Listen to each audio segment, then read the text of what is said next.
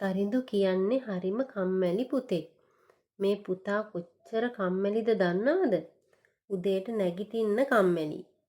අම්මා බොහෝම අමාරුවෙන් තමයි තරිඳුව ඉස්කෝලේ යන්න ඇහැරවන්නේ. කොහොම හරි අම්මගේ වදෙන් පොරෙන් මේ තරිඳුව ඉස්කෝලේට එකගෙන යනවා. ට වැඩ කරන්න මගේ රත්තරන් පුතේ. මං ඔයාට ගොඩාක් ආදරෙයි. ඉස්කෝලේ ඇරිලා ගෙදර ආවහම අම්මා තරිඳුගේ පොත් බෑග් එක ගන්නෙ හරීම ආසාවෙන්. අද නම් මගේ පුතා ඉස්කෝලේ වැඩ හොඳට කරගෙන ඇවිල්ලා ඇති. බලමුකෝ.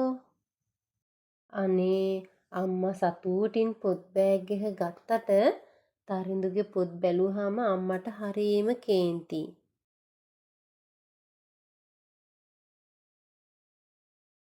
ඒ වගේම ගොඩාක් දුකයි.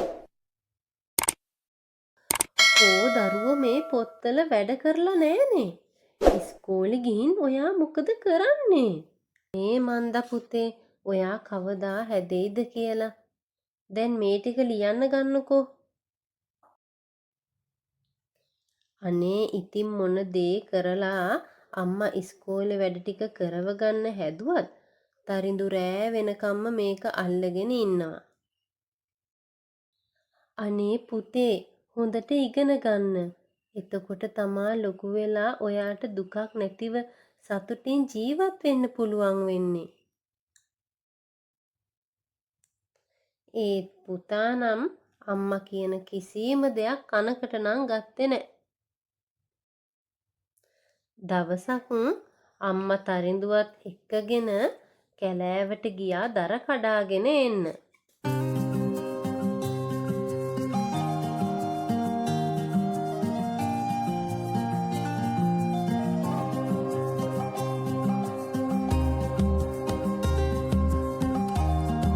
අම්මා දර කඩනකම් මේ තරිඳු ගහක් යට වාඩි වෙලා කෝටු කෑල්ලක් අරගෙන පොළව හාර හාර හිටියා. අම්මට කිසිම උදව්වක් කරේ නන් නැහැ. එහෙම ඉන්නකොට එක පාරටම තරිඳුගේ කෝටු කෑල්ලේ මොකක්දෝ පැටලෙනවා වගේ දැනුණා. මොකක්ද මේ? රෙදි කෑල්ලක් නේද? තරිඳු නිකමට වගේ මේ රෙදි කෑල්ල එළියට ඇදලා බැලුවා.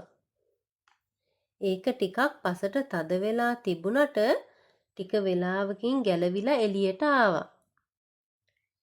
හිමීට රෙදි කෑල්ල දිග ඇරලා බලපු තරිඳු දැක්කා දිලිසෙන පැන්සලක්. මොකක්ද මේ ලස්සන පැන්සලක් නේද? මේකෙන් ලස්සනට චිත්‍ර අඳින්න පුළුවන් වෙයි. අම්මේ මේ මට ලස්සන පැන්සලක් හම්බ වුණා.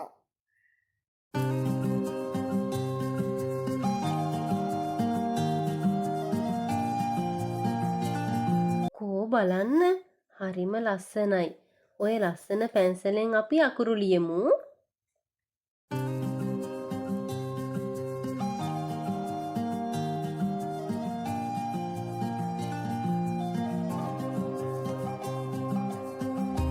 ගෙදර ආව ගමන්ම තරිඳු ආසාවටත් එක්ක පොතක් අරගෙන අඹ ගෙඩියක් ඇන්දා. එක පාරටම ඇඳපු අඹ ගෙඩිය ඇත්ත අඹ ගෙඩියක් වුණා.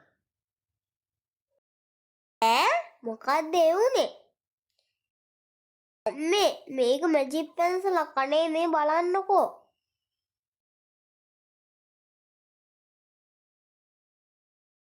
හරිම පුදුමයි.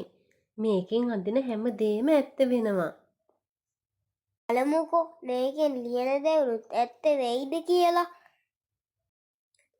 අම්මා කුස්සියේ වැඩ කර කර හිටපු නිසා පුතා පොතේ ලිව්වා හට්ටි වලං හොඳින් පිරිසිදු වෙන්න කියලා.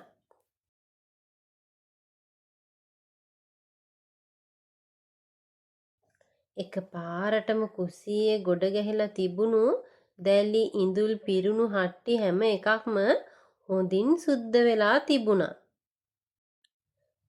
තරිඳුටයි අම්මටයි හරීම සතුටුයි. ඉතින් එදා ඉඳන් තරිඳුට ඕන හැම වැඩක්ම පැන්සලට කියලා කරවගත්තා. පුතේ, ඔයා ඔය පැන්සලෙන් හැමදේම කරගන්න පුරුදු වෙන්න එපා. ඔයා ඒ දේවල් කරගන්න පුරුදු වෙන්න. හොඳට ඉගෙන ගන්න. ඉගෙන ගත්ත දෙයක් කවදාවත් අහක යන්නේ නෑනේ. අනේ අම්මේ ඉගෙන ගත්තට වැඩක් නෑ. මේ පාර මම පන්තියේ පළවෙනියා වෙනවා. මගේ මැජික් පැන්සල තියෙද්දි මම මොකටද කරදර වෙන්නේ?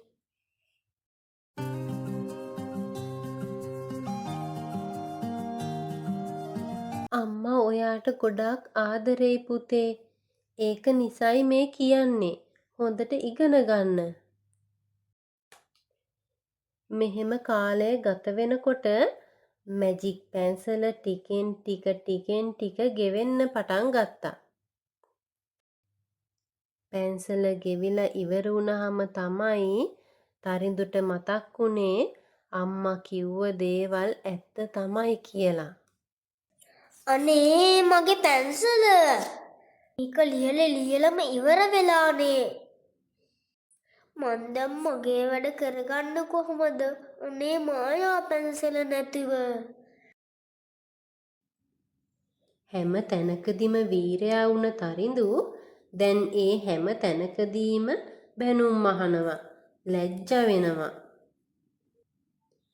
ඒ නිසාම තරිඳුට තේරුම් ගියා හැම දෙයකටම වඩා වටින්නේ ඉගෙන ගැනීම තමයි කියලා.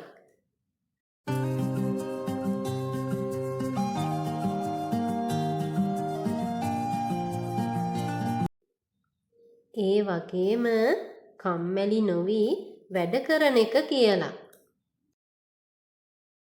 අනේ අම්මේ මට සමා වෙන්න මගේ අම්මේ. ඇයි පුතේ මේ?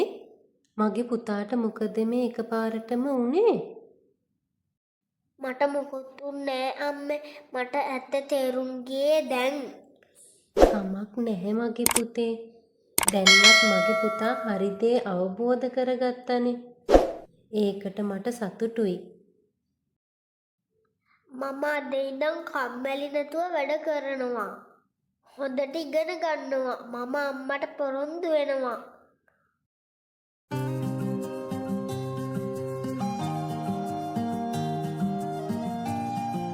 තරිඳු එදා ඉඳලා Tamanගේ උත්සාහයෙන් ඉදිරියටම ගියා.